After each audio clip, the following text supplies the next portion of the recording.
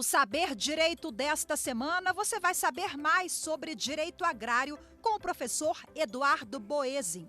Além de uma introdução ao tema, conheça o direito real de propriedade e titulação da terra, os aspectos ambientais da atividade agrária, os contratos agrários e o crédito rural.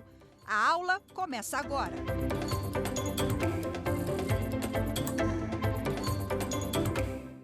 Olá, sejam todos muito bem-vindos à nossa segunda aula, no nosso curso de Direito Agrário, aqui no Saber Direito da TV Justiça. Satisfação estar aqui divulgando conteúdo com todos que nos assistem, tanto advogados, bacharéis, estudantes e concurseiros também.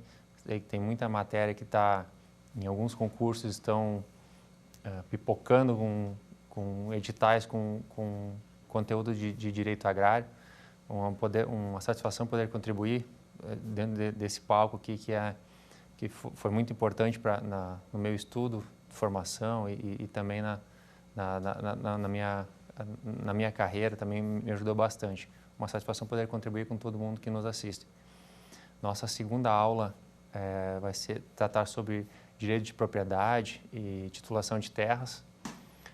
Inicialmente, eu gostaria de fazer recapitulando também a nossa primeira aula, onde apresentamos instruções mínimas e básicas sobre o conceito de direito agrário, de propriedade, função social da propriedade também e a legislação pertinente ao contexto histórico, que é muito importante para quem estuda essa matéria. Tratamos sobre função social da propriedade, que sem dúvida é o alicerce do direito agrário e cada vez mais ela é importante. E esse princípio vai nos nortear aqui em algumas questões, sobretudo quando tratarmos sobre reforma agrária.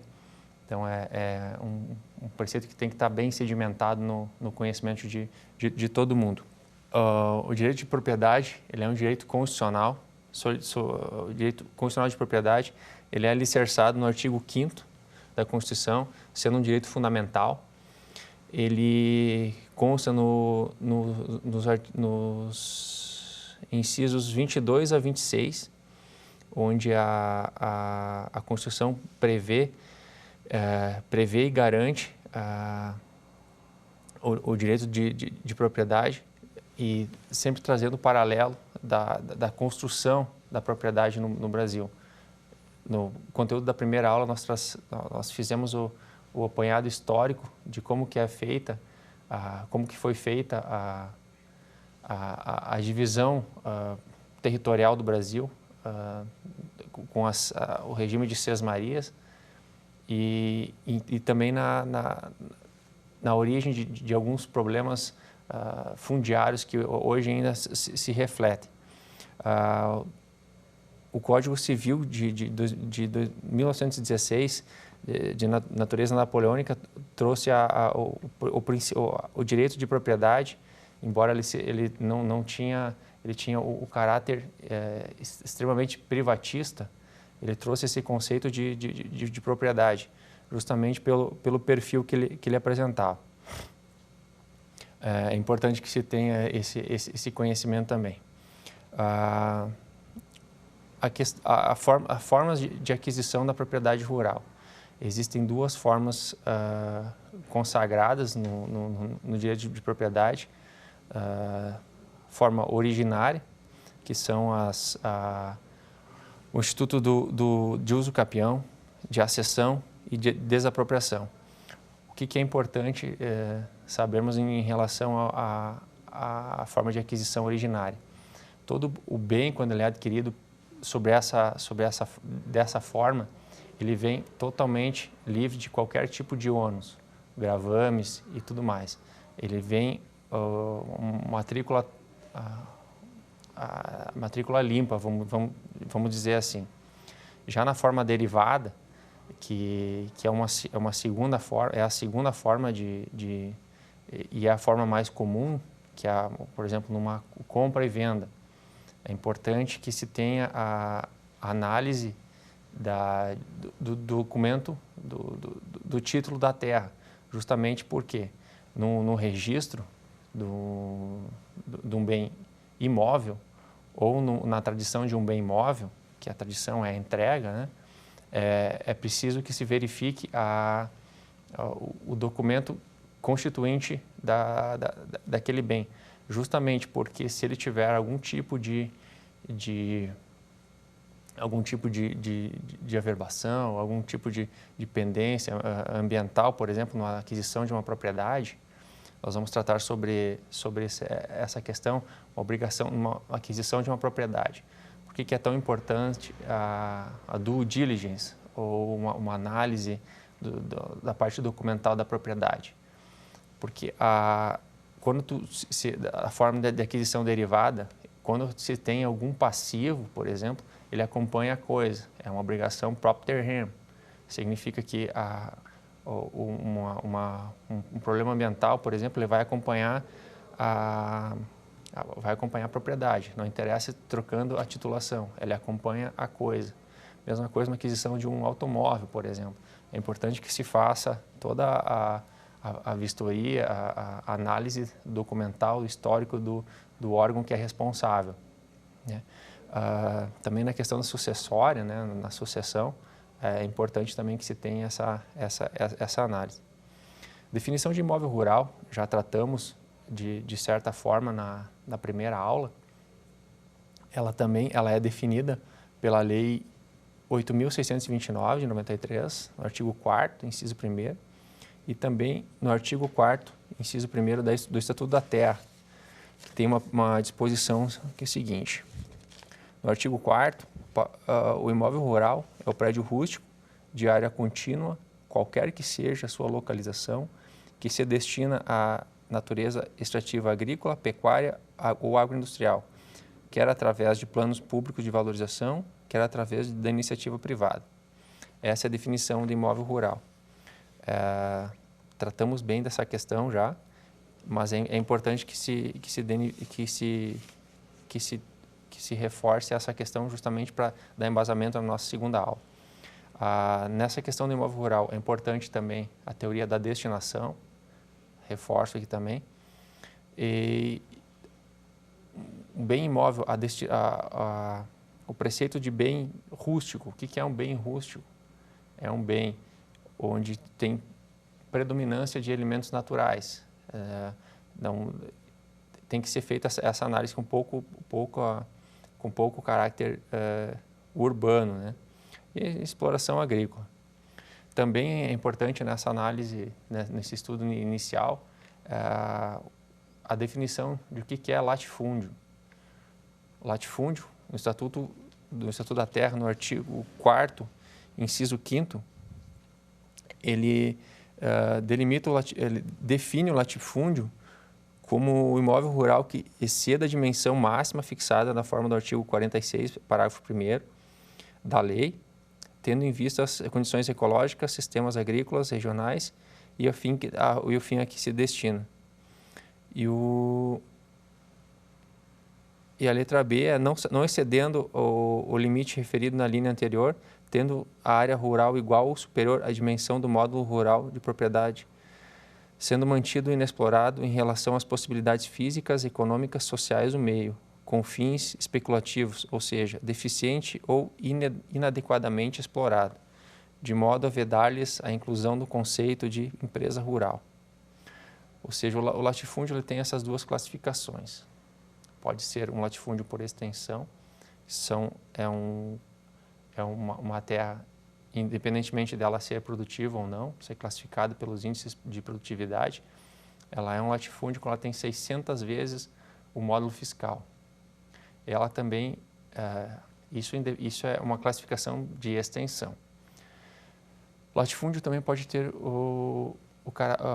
pode ser classificado como latifúndio quando se tem ele pode ser por exploração também, quando ela é uma exploração inexistente ou ineficiente.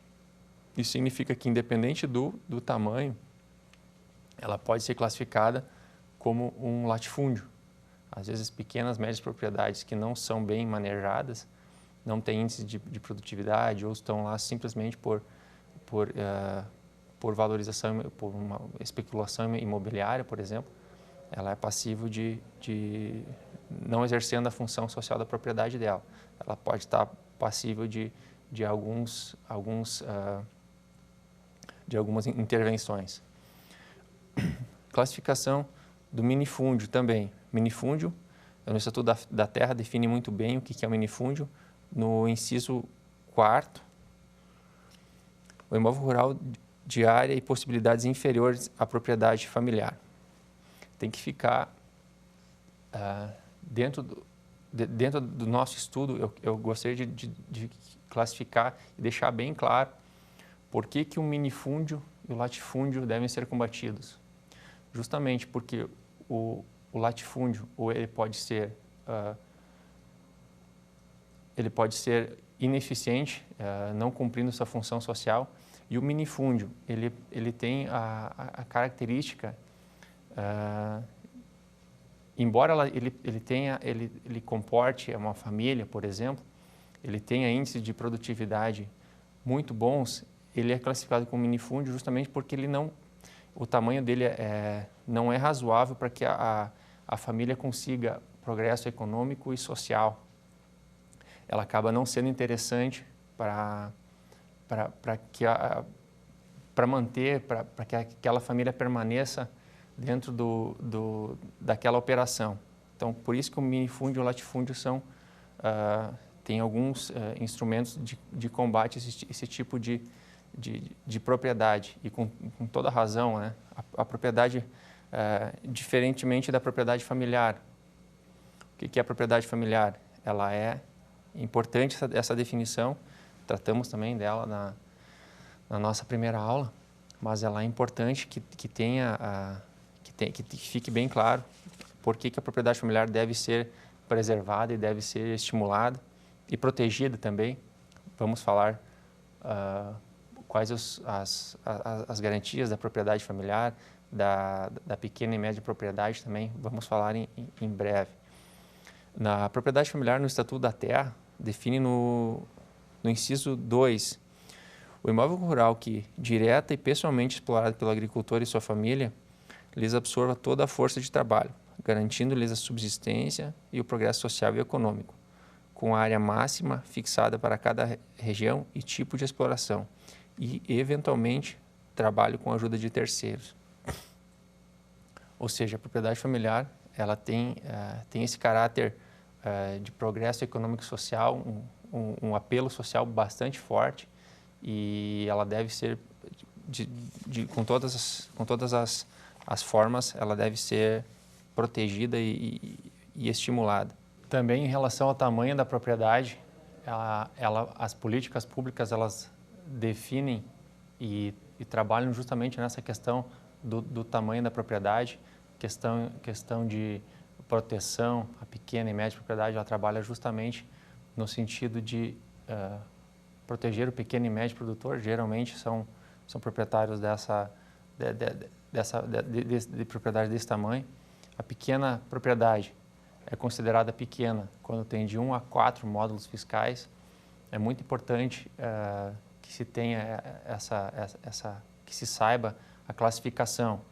Pequena propriedade, de 1 a 4 módulos fiscais. Média propriedade, de 4 a 15 módulos fiscais. Grande propriedade, acima de 15 módulos fiscais.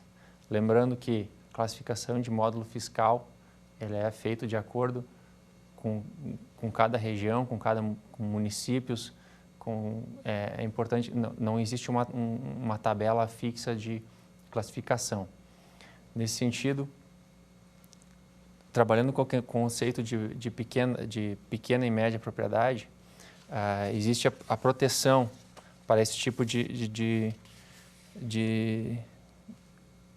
proprietário em relação à proteção à questão social. A proteção em média propriedade, a proteção da pequena e média propriedade, ela é um preceito constitucional, um conceito fundamental no artigo 5º, inciso 26, e também no artigo 185 da Constituição, e posteriormente tem a Lei 8.629 de 93, que regulamentou justamente o artigo 185, no sentido de que a pequena e média propriedade, ela é impenhorável quando ela é no artigo 5º, no 26º, a pequena propriedade não será objeto de penhora para pagamento de débitos decorrentes da sua atividade produtiva. Ou seja, um financiamento, um investimento, um custeio, por exemplo, no imóvel que está em garantia, a hipoteca, por exemplo, ela é impenhorável, justamente para proteger esse imóvel e a família que nela labuta e que provém todo o sustento, justamente no sentido na função social da propriedade, onde ela consiga evoluir social e financeiramente. E também em relação à pequena e média propriedade em relação à reforma agrária. No artigo 184 da Constituição, pequenas e médias propriedades não serão objeto de desapropriação para reforma agrária, mas exige que elas cumpram a sua função social. É nesse sentido que na reforma agrária, onde nós entraremos em breve nesse tema, se vê a questão, algumas confrontos, por exemplo, apesar do forte teor político, os confrontos são justamente em grandes propriedades, em conhecidos, por vezes são produtivas, por vezes não, mas justamente porque a pequena e média propriedade está totalmente protegida pela Constituição para uma questão de desapropriação para a reforma agrária, né? Nesse próximo tópico falaremos sobre reforma agrária. A reforma agrária ela é historicamente, trazendo um paralelo de alguns outros países que a implantaram, podemos citar exemplos como a China, onde teve uma reforma agrária bastante violenta, onde os latifundiários foram eliminados. Podemos trazer um paralelo com a Itália, onde teve uma reforma agrária um pouco diferente, onde os proprietários foram sobretaxados em graduação ao tamanho de sua propriedade, desestimulando os latifúndios, e os proprietários, os novos adquirentes, foram subsidiados com crédito, com acesso a políticas de infraestrutura também. Então foram duas formas totalmente distintas de reforma agrária, onde é difícil mensurar qual foi qual deu mais certo, qual teve a maior divisão de terra. Também temos um paralelo com a reforma agrária cubana, onde simplesmente foram desapropriadas as terras. Também foi uma maneira um pouco diferente da nossa. Nós temos um sistema de reforma agrária que em teoria, ele é bastante interessante, que ele busca dados sobre a capacidade de produção e cumprimento de função social, que é o instrumento, o princípio básico do nosso direito agrário, cumprindo da função social com produtividade adequada e dentro dos parâmetros aceitáveis, o imóvel não é passivo de direito de reforma agrária. Quando ela não cumpre essas diretrizes, ela está sujeita a intervenção estatal. Inclusive, temos o direito constitucional da reforma agrária, 184 e 185. O Estatuto da Terra também, no seu artigo 1º, parágrafo 1º, já traz, com um forte apelo social, já traz o conceito de reforma agrária, trazendo ele ao nosso estudo. Entre uns dos princípios do Estatuto da Terra, considera-se reforma agrária o conjunto de medidas que visem a promover a melhor distribuição da terra mediante modificações no regime de sua posse e uso, a fim de atender os princípios de justiça social e do aumento da produtividade. Ou seja, a reforma agrária ela busca a justiça social, busca o aumento de produtividade, a fixação do homem do campo e o desenvolvimento da economia social. Já em relação também à reforma agrária, temos uma lei específica que trata dela, a Lei 8.629 de 93, e também o decreto que regulamentou essa lei.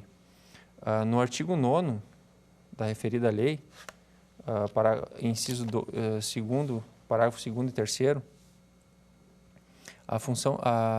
em relação à função social também, né? Considera-se adequada a utilização dos recursos naturais disponíveis quando a exploração se faz respeitando a vocação natural da terra, de modo a manter o potencial produtivo da propriedade.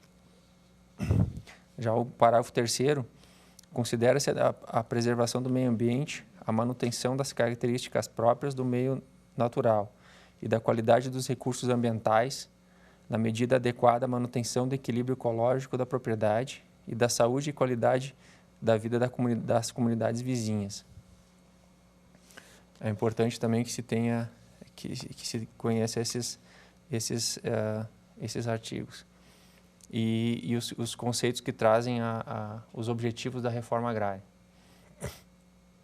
Paralelo à reforma agrária, existe também a desapropriação por interesse social, no artigo 184 a 191 da Constituição e também a Lei 4.132 de 62.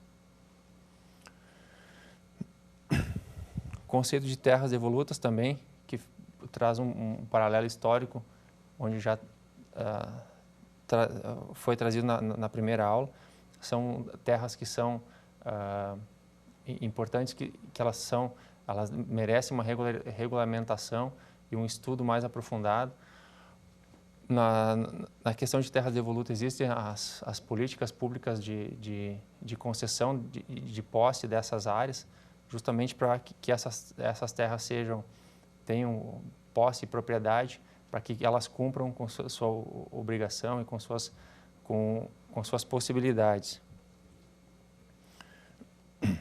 Na questão da colonização, a colonização ela pode ser pública ou privada. A colonização ela tem um contexto histórico bastante interessante. No Brasil, ela foi feita de uma maneira buscando o desenvolvimento regional. Diferente, pode ser uma questão de prova também. O que busca a reforma agrária, o que busca a colonização? São dois instrumentos bem diferentes. A reforma agrária busca que aquele interessado, a pessoa, aquela família, que ela tenha acesso aos meios produtivos que dela buscam. A colonização é interesse regional. Por exemplo, são regiões que foram estimuladas no avanço da civilização. No Rio Grande do Sul, no Brasil, por exemplo, teve uma forte colonização italiana e alemã, né? Onde algumas regiões foram trazidos imigrantes e com concessão de áreas, com estímulo tanto como política pública de crédito, de concessão, de acesso, e as terras algumas áreas foram vendidas a preços simbólicos, justamente para que aqueles imigrantes que vieram, geralmente italianos, alemães, japoneses, que vieram fugindo geralmente de guerra, de peste, de fome, que viessem para cá com esse estímulo justamente para que se desenvolvessem essas regiões do Brasil. No mundo já tiveram diversas formas de colonização. Nos Estados Unidos, por exemplo, ao final da Guerra da Secessão, os negros que foram libertos, eles recebiam 40 acres e uma mula, justamente no sentido de colonizar algumas áreas. E foram diversas políticas públicas no mundo E no Brasil foi bastante interessante. No Estatuto da Terra, no artigo 4º, inciso 10º, e também no decreto, também no Estatuto da Terra, no inciso 56 e 57, também tem diretrizes de como que é feita a colonização. O decreto também 5.9.428/66, no artigo 5º, também interessante para quem busca uma norma que complemente esse estudo. E também a colonização, essas seriam institutos públicos de colonização. Também existe a colonização privada, onde algumas regiões, sobretudo no centro-oeste, no Brasil, algumas regiões que acabaram se tornando cidades foram colonizações privadas, onde também existem alguns estímulos para esse avanço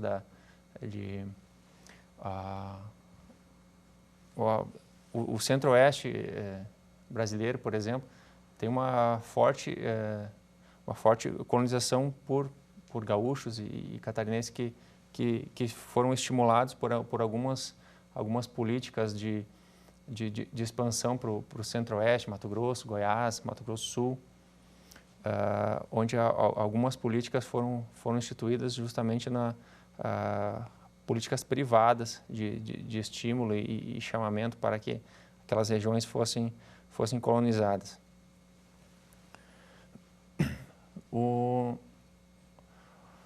Outro aspecto que nos diz respeito à posse é a questão da legitimação de posse. Questão bem interessante numa eventual na questão da legitimação de posse e regularização de posse. São dois instrumentos que podem nos levar em alguma questão a nos confundirmos. É importante que se tenha muito claro essa distinção. Apesar do nome muito semelhante, são dois institutos bem diferentes. Vamos tratar sobre eles agora. Legitimação de posse. O Estatuto da Terra prevê no artigo 11 e no 97 ao 102. E também tem a Lei 6.393 de 76 no artigo 29. Na legitimação de posse, ela é gratuita e obrigatória. Ou seja, a expedição do título para registro. Esse é o objetivo da legitimação de posse.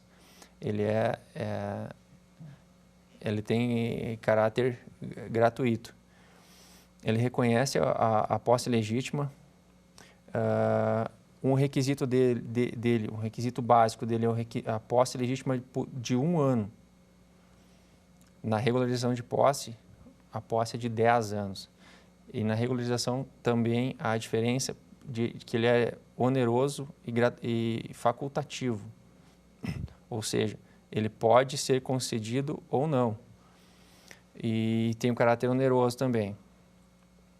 Embora o preço da regularização da posse ele é estabelecido oficialmente, mas ele é um valor simbólico. Tá?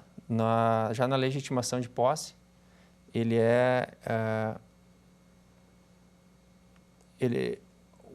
para ser um legitimado, ele não pode ser proprietário urbano ou rural de outro imóvel e ele deve, para ser beneficiado de uma legitimação, ele deve ter tornado produtivo o imóvel por seu trabalho, ou seja, ele tem que ter alterado o uso do imóvel. Ele também deve ser endereço de morada do legitimado e da sua família. Ele também deve ser capaz de proporcionar a subsistência e o progresso econômico e social daquela família. E o objeto da legitimação de posse são terras públicas e devolutas. Ou seja, na legitimação de posse, a terra deve ser devoluta ou desocupada. nesse sentido que se busca o título de posse. Lembrando, são dois conceitos bastante diferentes no aprofundamento do estudo: regularização de posse e legitimação de posse. A legitimação é gratuita e obrigatória. Na regularização de posse, ela é onerosa e facultativa. Na legitimação de posse, é 1 ano do período aquisitivo, e na regularização de posse são 10 anos. Muito importante que se saiba bem dessa distinção. Questão importante também é a aquisição de terras por estrangeiros. Hoje estamos no grau de desenvolvimento e de importância que o agronegócio brasileiro apresenta, ele é elevadíssimo. Em torno de 27% do PIB brasileiro, ele provém do agronegócio. A balança comercial do brasileiro apresenta índices razoáveis, muito em função do desempenho do agronegócio. Somos grandes produtores de commodities, exportadores de milho, de soja, proteína animal, de fibras. O nosso grande parceiro comercial é a China. 80% da soja brasileira, por exemplo, é exportada para a China. E a China, nós sabemos que são grandes investidores, grandes grupos. Boa parte da economia mundial está se concentrando na China. Isso diante desse cenário, nós apresentamos grandes índices de interesse internacional no nosso agronegócio. E hoje, qual é o bem mais importante de um produtor rural, de uma empresa agrícola? Qual é o maior ativo que existe numa propriedade? É justamente a terra.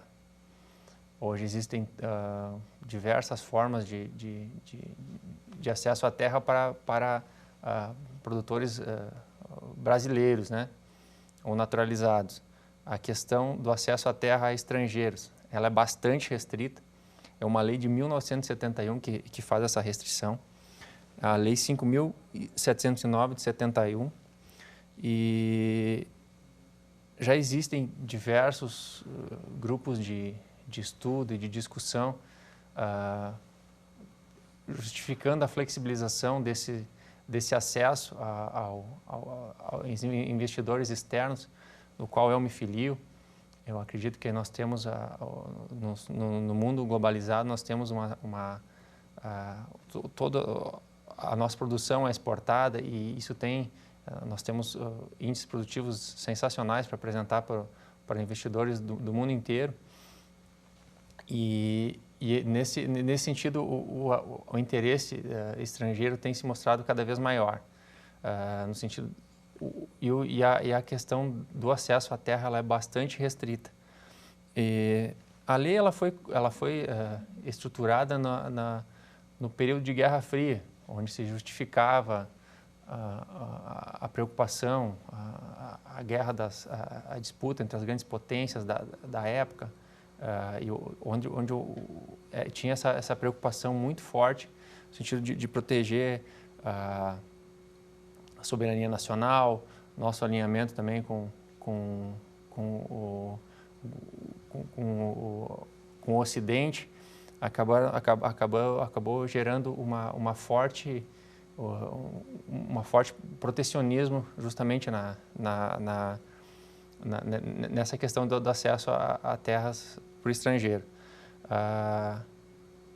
Existe o projeto de lei 2.963/2019, entre outros vários, que tentam flexibilizar o acesso, qual eu acredito que seja interessante. Fala-se que existem trilhões de dólares em investimentos que poderiam ser injetados no Brasil se fosse aberto a esse acesso. Claro que com esse dinheiro, essa injeção de recursos e aportes financeiros externos traria uma grande evolução, tanto na parte de infraestrutura, Obviamente traria algum inflacionamento no valor das terras, mas deveria ser feito com uma flexibilização mínima, justamente pelo investimento que estamos em um mercado globalizado. Eu acho que seria bastante interessante. Claro que não liberar de uma maneira, uma grande liberação total, mas com critérios de faixa de fronteira, de cotas máximas, de acordo com o tamanho do município, com nacionalidade. Também poderia ser feito costurado de alguma maneira nesse sentido. O órgão que define e que regulamenta a questão da aquisição de terra por estrangeiro sempre deve ser feito o Conselho de Segurança, o Conselho de Defesa Nacional, juntamente com o Presidente da República. Tem alguns poderes para concessão e liberação de aquisição de terras, por exemplo, em faixa de fronteira. É um conselho que sempre deve ser pesquisado, consultado. Em relação a terras indígenas, muito importante essa discussão. Cada vez ela é mais presente no nosso estudo, e com importância cada vez maiores, sobretudo com as reservas, com interesse internacional nas áreas que são de grande valor mineral. Então, nosso interesse é sempre de proteger os povos indígenas, no sentido de que eles consigam ter a terra. Para uma comunidade indígena, ela é muito valiosa, lá onde ela conversa com os espíritos, com o passado, com as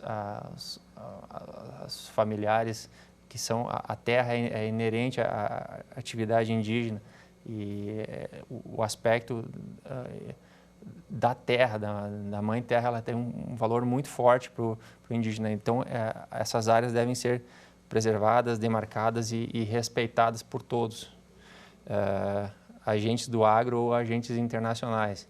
Então, é importante que se tenha esse monitoramento cada vez maior e mais forte, justamente para proteção, concessão, para que essas comunidades tradicionais sejam fortes e duradouras, né?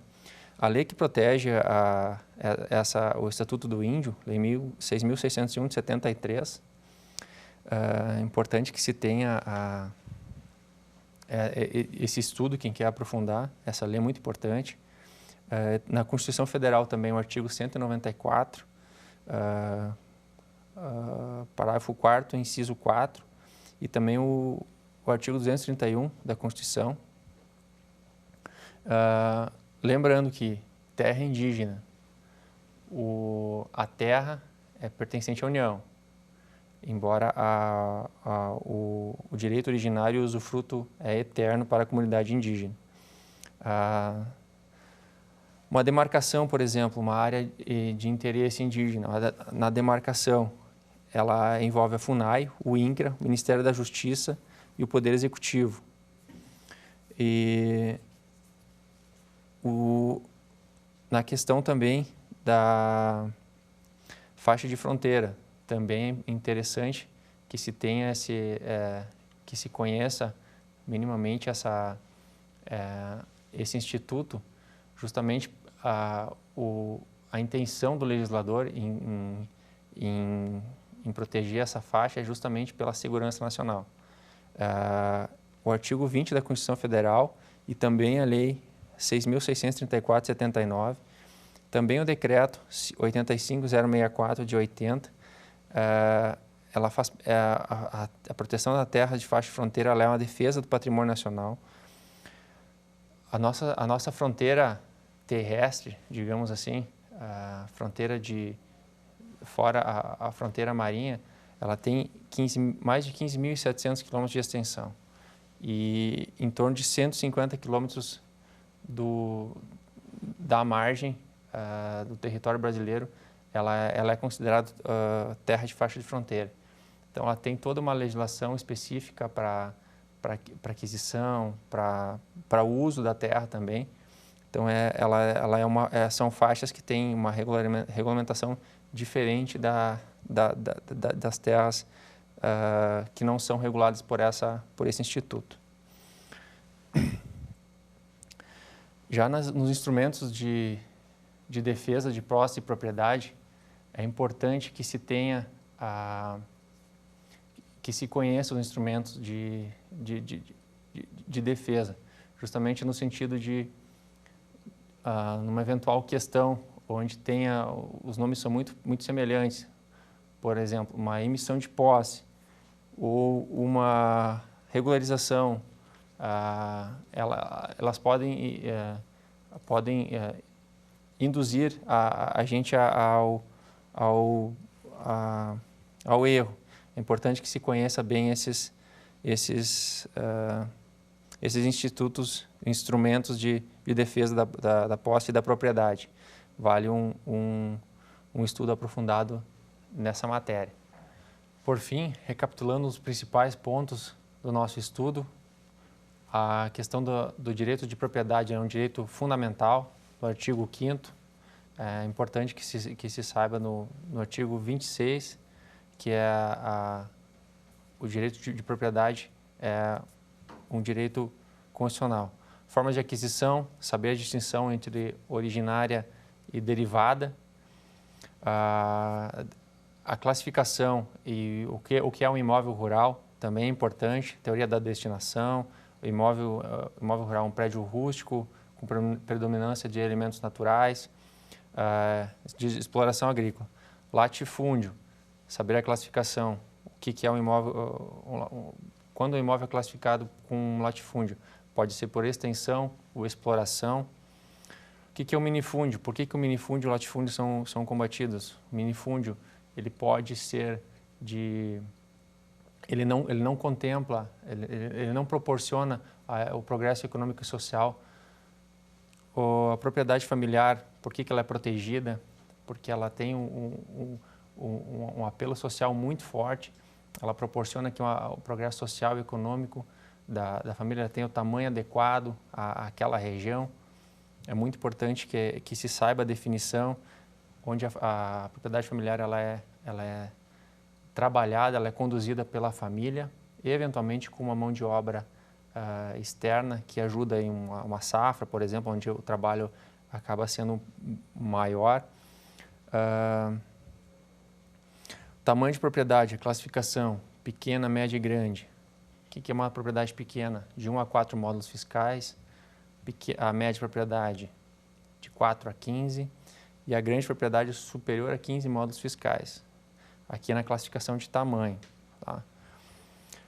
Quais são as proteções da pequena e média propriedade, por que ela deve ser protegida, questão da empenhorabilidade, quando a dificuldade, o endividamento, por exemplo, ocorreu em função da atividade, e por que ela não é passível de uma penhora. Em relação à reforma agrária, pequena e média propriedade, desde que cumprindo com a sua função social, ela não é passível ela é protegida nesse sentido pela reforma agrária. O que é a reforma agrária? Quais são os objetivos? É uma política de sociabilização da terra, saber que a justiça social, se busca a justiça social, o aumento da produtividade, fixação do homem no campo e o desenvolvimento econômico e social. A questão de terras devolutas também foi tratado, o que é, qual a origem. Em relação à colonização, é importante que se saiba a diferença entre colonização e reforma agrária, o que é o objetivo da colonização. A colonização busca o desenvolvimento regional, a reforma agrária busca o desenvolvimento da pessoa, da pessoa que busca o acesso à terra, desenvolvimento nesse sentido. Legitimação de posse, regularização de posse, importante que se saiba diferenciar esses dois conceitos. a legitimação de posse ela é gratuita e obrigatória. Na regularização, ela tem caráter oneroso e facultativo. A posse na regularização é de 10 anos e na legitimação de posse ela é de apenas 1 ano. Então, tu vê para a expedição do título de registro. É muito importante também que se saiba. Questão de aquisição de terras por estrangeiros, é importante que se saiba quais são a origem, os objetivos e os instrumentos de proteção. Terras indígenas, em relação também à proteção e à lei que é inerente. Terras de faixa de fronteira, proteção dela, é importante também. E os instrumentos de defesa e posse da propriedade. É importante, eu acredito que essa seja uma aula completa dentro dos editais e das questões que eu estudei na elaboração do nosso curso. Ela vai atender de maneira satisfatória o nosso objetivo em buscar uma eventual aprovação para quem busca uma oportunidade em um órgão público, um concurso. Então vamos testar os nossos conhecimentos da nossa segunda aula. Analise a questão e vamos identificar a alternativa incorreta. Compete à União e aos Estados promover a desapropriação por interesse social para fins de reforma agrária. A alternativa A, ela menciona que seria uma competência dos Estados. Vamos botar um sinal de negativo. E essa alternativa tem chance de estar errada, né? Alternativa B. Considera-se a reforma agrária conjunto de medidas que visem promover uma melhor distribuição de terra mediante modificações no regime de sua posse e uso, a fim de atender os princípios de justiça social e ao aumento da produtividade. Alternativa correta. Justamente esse é o sentido completo do objetivo da reforma agrária. São insuscetíveis de desapropriação para fins de reforma agrária a pequena e média propriedade rural, assim definida em lei, desde que seu proprietário não possua outra. A alternativa correta também, ela tem, dentro da nossa aula, nós falamos justamente em relação à proteção à média e pequena propriedade. Então, alternativa correta, o nosso gabarito. Alternativa A, não é uma competência do Estado, é uma competência privativa da União, a desapropriação por interesse de reforma agrária. Vamos para a segunda questão.